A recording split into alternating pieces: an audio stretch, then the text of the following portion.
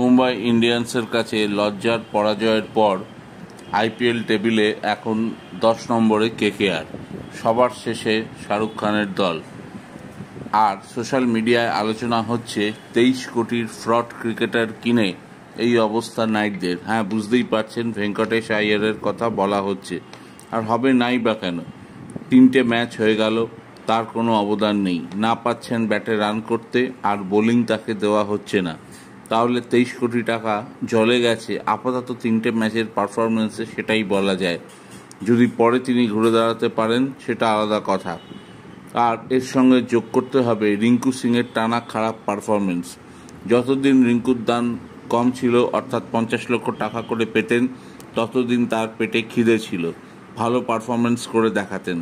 এবার থেকে 13 কোটি টাকা পাচ্ছেন, ব্যাস উদাও হয়ে গিয়েছে রিঙ্কুর খেলা। অর্থাৎ টাকা বেড়েছে, পারফরমেন্স কমেছে। দায়িত্বজ্ঞানহীন শট খেলে আউট হচ্ছেন। একজন আসছেন 5 নম্বরে, একজন 6 নম্বরে। অর্থাৎ টি20 ম্যাচে যে দুটো পজিশন সবচেয়ে গুরুত্বপূর্ণ, সেখানেই ফর্মের অভাবে ভুগছে নাইট বাহিনী। আর এর সঙ্গে যোগ করতে হবে অজিঙ্কা রাহানের ক্যাপ্টেন্সি। জঘন্য ক্যাপ্টেন্সি করছেন। তার মতো সিনিয়র প্লেয়ারের কাছ থেকে অনেক বেশি রান এক্সপেক্ট করেছিল নাইট সমর্থকরা, বিশেষ করে মুম্বাইয়ের মাঠে, ওয়াংখেড়ে স্টেডিয়ামে, যেখানে তিনি বেড়েছেন, বড় হয়েছেন। সেই মাঠে কলকাতার হয়ে তিনি রান করবেন মুম্বাইয়ের বিরুদ্ধে, সেটাই স্বাভাবিক। অথচ দায়িত্বজ্ঞানহীন শট খেলে 11 করে ফিরে গেলেন।